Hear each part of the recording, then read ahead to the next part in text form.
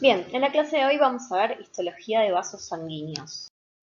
Bien, vamos a comenzar entonces hablando de la histología de arterias y de venas. Vamos a ver que hay algunas similitudes, pero también hay diferencias. Las similitudes van a ser que las dos van a tener tres capas. Una va a ser la túnica interna, que va a ser la capa más interna como lo dice el nombre. Otra va a ser la túnica media, que va a ser la túnica que se encuentra en el medio. Y otra va a ser la túnica externa, que es la túnica más superficial. La túnica interna va a ser aquella que esté en contacto con la luz, ¿sí? Tanto en la arteria como en la vena, o sea que va a estar en contacto con la sangre, básicamente. La túnica media va a estar formada por músculo liso, mientras que la túnica externa, tanto en las arterias como en las venas, va a estar formada por tejido conectivo laxo, ¿sí? A la cual llamamos adventicia. Vamos a ver primero entonces las características de las arterias, porque como les dije antes va a haber algunas diferencias en relación a las venas. Entonces, las arterias primero vamos a encontrar en la túnica interna el endotelio. ¿Qué era el endotelio? Era el epitelio plano simple que íbamos a encontrar en los vasos sanguíneos, ¿sí? Y también en el corazón, como vimos la clase pasada. Entonces, son células planas, es una capa simple, ¿bien? Y entonces son las células que van a estar en contacto con la luz, como dijimos antes. Por otro lado, la túnica interna no solamente va a estar formada por el endotelio, sino también va a estar formada por la membrana basal y una lámina elástica interna, que se las estoy señalando acá. Esta lámina elástica interna básicamente está formada por tejido conectivo y es una característica propia de las arterias, ya que en las venas no encontramos esa lámina elástica interna. Por otro lado, encontramos la túnica media, que está formada, como les dije antes, por músculo liso. Fíjense que en relación a las venas, la túnica media de las arterias es de mayor grosor. Fíjense que acá podemos ver las células musculares, ¿sí? En esta disposición circular. Y fíjense entonces la diferencia de tamaño entre la túnica media de la arteria y fíjense cómo es acá la de la vena, ¿sí? Esto tiene que ver justamente con la función de cada una, ¿sí? Con la capacidad entonces de contracción o dilatación de las arterias según las necesidades del organismo. En la túnica media, además de músculo liso, vamos a encontrar la lámina elástica externa, que también va a estar formada por tejido conectivo y que tampoco se va a encontrar en las venas. Por último, la túnica más superficial es la túnica externa, que está formada por tejido conectivo laxo y, como les dije antes, la llamamos adventicia. Vamos a ver ahora las características de las venas, a diferencia de las arterias. Entonces, la túnica interna va a estar formada por endotelio, pero la característica de este endotelio es que va a tener válvulas, que se las estoy señalando acá, que están formadas a su vez por valvas. ¿Cuál es la función de estas válvulas? Justamente es favorecer el retorno venoso, es decir, la llegada de sangre, el transporte de sangre hacia el corazón. Especialmente, fíjense que por ejemplo, en miembros inferiores la gravedad no vamos a ir en contra de la gravedad en realidad porque la sangre tiene que ascender. Entonces van a ser las válvulas, las estructuras necesarias para que esta sangre entonces circule en sentido unidireccional hacia el corazón, ¿sí? Y que, hablando mal y pronto, que no se queden en los miembros inferiores, que no se quede por debajo, ¿sí? Es decir, que no se acumule, sino que pueda entonces esa sangre ascender y dirigirse hacia el corazón. Bien, cuando estas válvulas se dañan, producen lo que llamamos varices, ¿sí? Se suelen separar estas valvas, por ejemplo, y no solamente vemos como esa especie, esas arañitas en las piernas, sino que también nos permite entonces, nos facilita o favorece el retorno venoso, entonces la sangre se suele acumular en miembros inferiores, ¿sí? Por eso podemos ver que la persona tiene las piernas más hinchadas, ¿sí? O en los talones también se puede observar. Luego entonces, además del endotelio, tenemos la membrana basal, que juntas forman la túnica interna. La túnica media va a ser músculo liso, como dijimos antes, y va a ser menor el grosor en relación a la túnica media de las arterias. Y por último encontramos a la túnica externa, que como dijimos antes, va a estar formada por tejido conectivo laxo.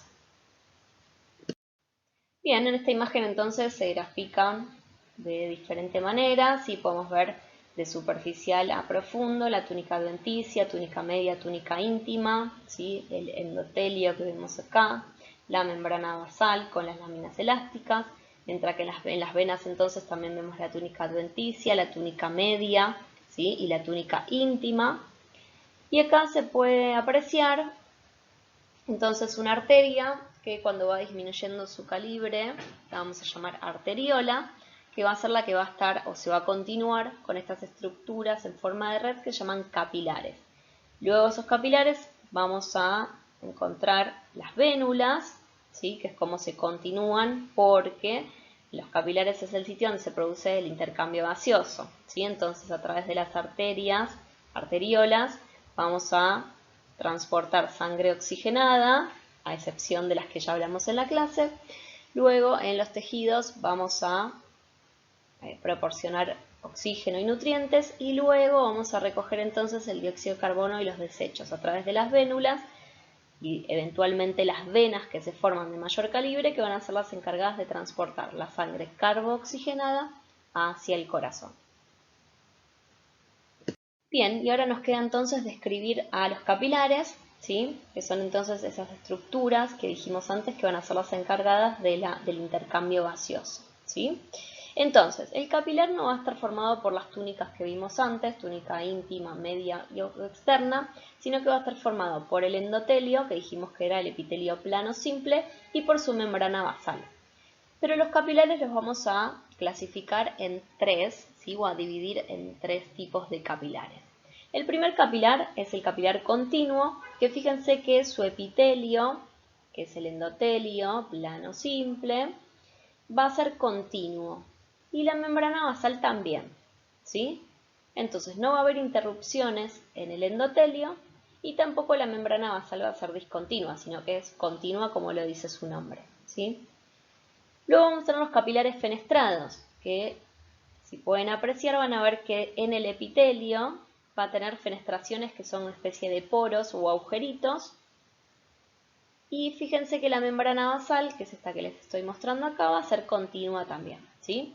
Entonces encontramos agujeritos que llamamos poros o fenestraciones en el epitelio, ¿sí? En el endotelio, y su membrana basal es continua.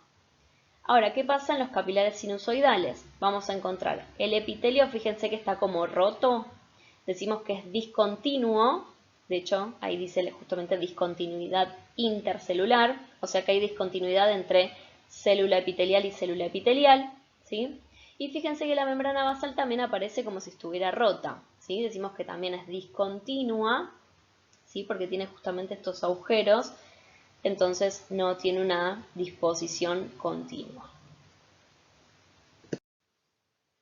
Acá estamos viendo entonces nuevamente los capilares continuos, los capilares fenestrados y los capilares sinusoidales o sinusoides. Y acá fíjense que al costadito lo que nos nombra son los lugares donde los encontramos. Y básicamente piensen que cada capilar va a tener, como dice abajo, una utilidad específica, ¿sí? Según el órgano donde se encuentra y según las necesidades que tenga dentro de ese órgano. Por ejemplo, los capilares continuos, fíjense que van a estar en el tejido muscular, en el tejido nervioso, en el tejido conectivo. Van a ser tejidos en los cuales no necesito el intercambio de sustancias grandes. Por ejemplo, en el sistema nervioso no voy a necesitar, por ejemplo, el pasaje de sustancias, entre otras tóxicas, ¿sí? Para que estén en contacto con las neuronas, ¿sí? Por otro lado, el capilar fenestrado van a estar en órganos como por ejemplo el páncreas, los intestinos, glándulas endocrinas, en los cuales voy a necesitar entonces que haya un intercambio de sustancias quizás de mayor tamaño, pero sin necesidad que se filtren elementos formes. ¿Cuáles son los elementos formes? Las células que forman parte de la sangre, ¿sí? Entonces fíjense que estos capilares tienen estos poritos, ¿sí? Estos agujeritos que se llaman fenestraciones y por ejemplo lo vamos a encontrar a nivel de los riñones. ¿Por qué? Porque para la formación de la orina hacemos un ultrafiltrado del plasma, ¿sí? Un filtrado, perdón, del plasma, en el cual va a haber sustancias que pasan de la sangre a la cápsula de Bowman, que ya vamos a ver qué es, pero no necesito que se filtren, por ejemplo, proteínas plasmáticas, ni, como les dije antes, las células sanguíneas.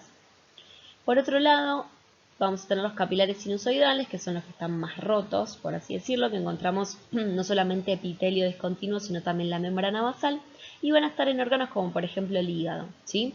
Que va a tener que estar entonces en contacto con, por ejemplo, microorganismos o sustancias tóxicas que tienen que atravesar a estos capilares para luego, por ejemplo, ser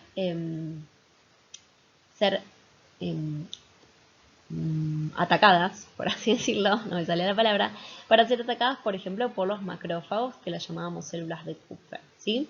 Entonces, son órganos, por ejemplo, el vaso o el hígado, en el cual necesito entonces estos capilares que permitan el pasaje de sustancias o de proteínas o de eritrocitos para, por ejemplo, destruir a los eritrocitos que ya cumplieron con su vida útil, ¿sí?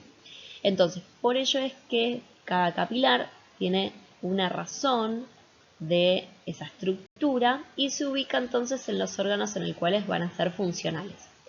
Así que bueno, hasta acá llegamos con la clase de histología de vasos sanguíneos. Cualquier duda que surja lo podemos ver en la clase. Muchas gracias.